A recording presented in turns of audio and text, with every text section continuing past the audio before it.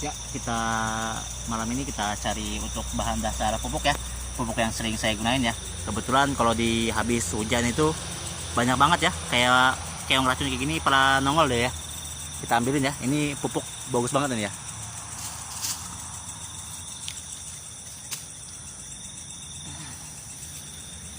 Jadi kalau untuk POC itu bahan dasarnya bisa keong ini atau keong sawah juga bisa ya.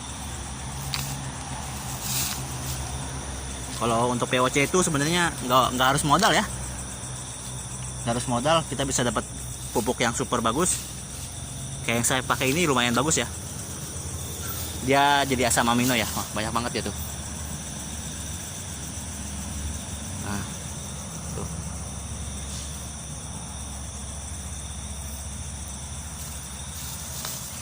Lumayan ya, daripada harus beli pupuk yang harganya lagi mahal.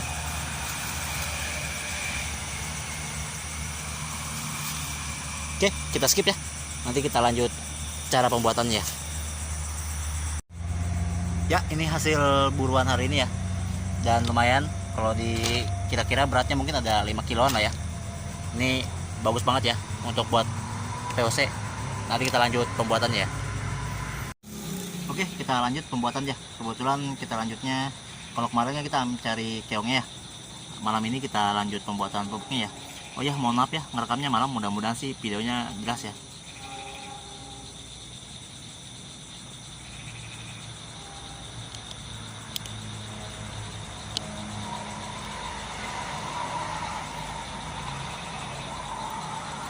Ini keong yang semalam saya pindahin ke ember, terus kita siram pakai air panas ya. Tujuannya biar bakteri yang tidak menguntungkan, patogen-patogen yang tidak menguntungkan itu bisa mati ya. Sebenarnya mau langsung dirajang pun bisa ya, cuman kalau saya biasanya saya siram pakai air panas dulu ya. Ini air panasnya ya, air mendidih ya, kita langsung masukin aja ya ke ember ya. Ini mungkin agak sadis juga sih, cuman ya mau gimana lagi. Oh ya, sembari menunggu dingin, kita cacah-cacah buah nanas sama kulitnya ya. Tujuannya biar si protein ini dipecah sama nanas jadi asam amino ya.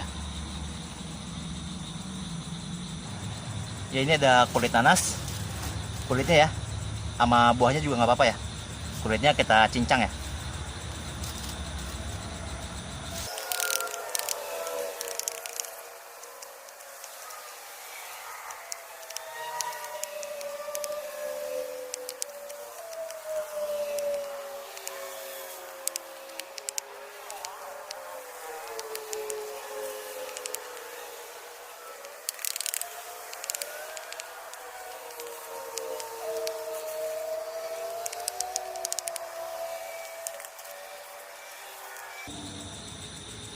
Nanas utuh ya, kita cincang ya, karena sedikit kita tambahin nanas utuh ya.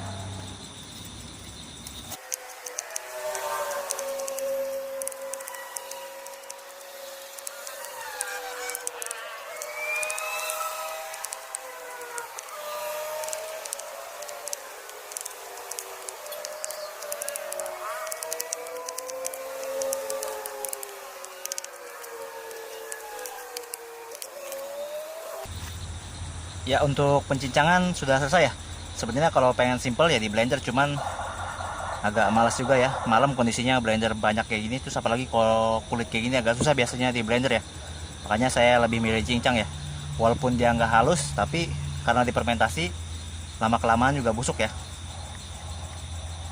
Oke, karena itunya masih belum dingin, kita nunggu dingin dulu ya. Ya, untuk yang keong tadi air yang panasnya dibuang dulu ya, karena ini udah agak penting ya, udah agak hangat ya. Nanti udah dibuang, kita isi air biasa untuk dicuci ya.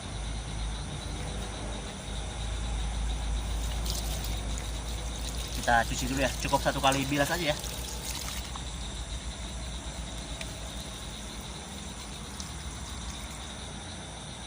Kita bilas dulu ya.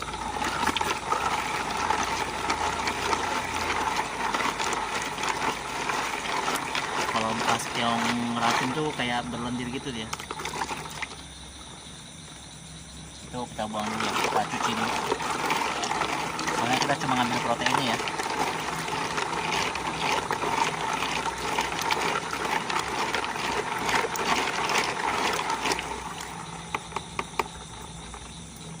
Oke, kita buang dulu airnya. Kita halusin dulu ya. Kita tumbuk aja ya. Mau dicincang juga bisa ya.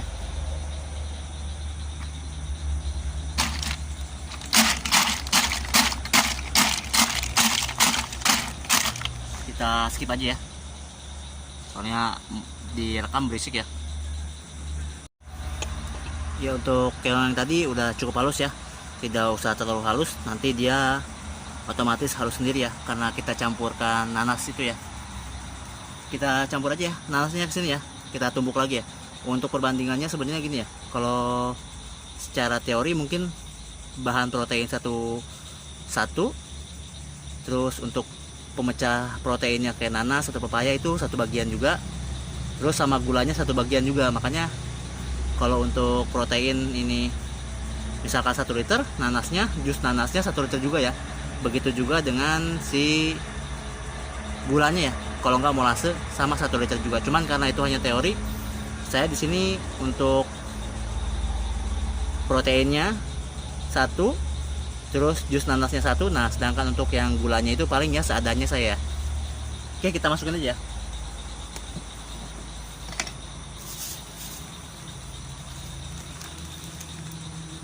Ini kalau secara hitung-hitungan 1:1 ya, antara keong racunnya sama buah nanas atau kulit nanasnya ya.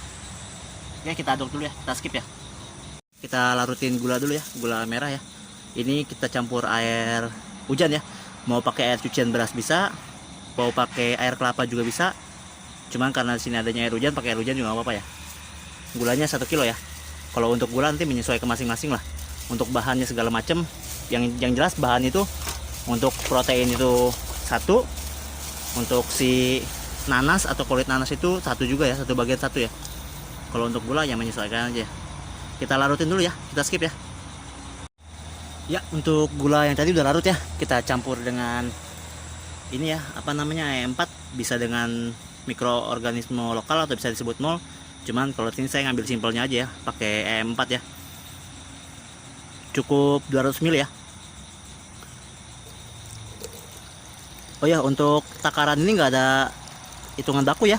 Mau pakai berapapun nggak masalah ya, tapi jangan terlalu sedikit juga ya. Nah, ini 200 ml ya, pakainya E4 ya. E4 yang pertanian ya, untuk tanaman ya. Kita campur ke molasenya dulu ya. Tujuannya biar mikrobanya ini ya, hidup dulu ya. Soalnya kalau di E4 ini dia masih dorman ya, atau masih tertidur ya.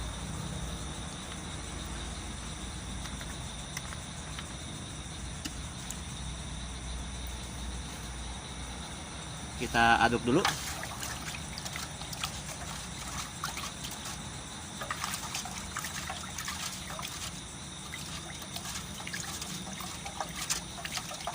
Oke, cukup ya. Kita langsung campur ke bahan-bahan yang tadi ya. Nah, campurin. Nanti baru kita masukin ke tempat fermentasi ya.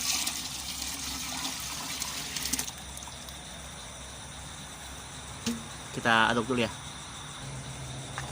Kita aduk dulu.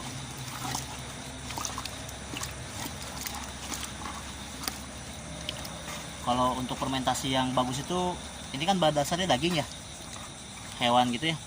Kalau dia berhasil, dia nggak ngeluarin bau yang nggak enak ya. Tapi ya normal aja, biasa aja gitu. Selama ini yang saya buat, POC yang saya buat itu nggak pernah bau busuk atau apa gitu ya.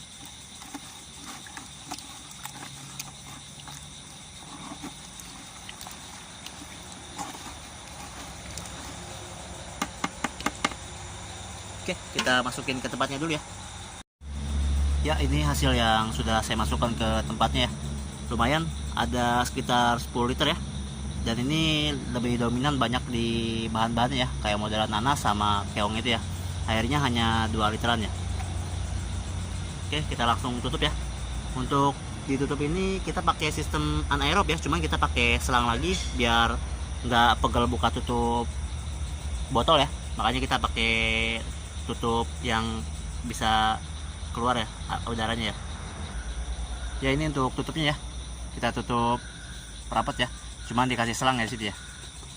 Nih, Nanti kita masukin ke dalam botol ya. Botolnya diisi air, tujuannya biar nggak ada udara dari luar masuk ke dalam ya, biar nggak ada kontaminasi dari udara luar ya.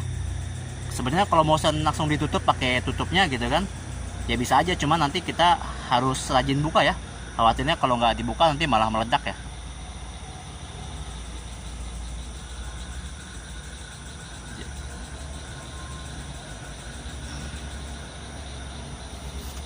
Nah, untuk yang selang ini kita masukin ke dalam botol yang berisi air ya. Jadi udara keluar dari selang ini, udara dari luar nggak bisa masuk ke dalam sini ya.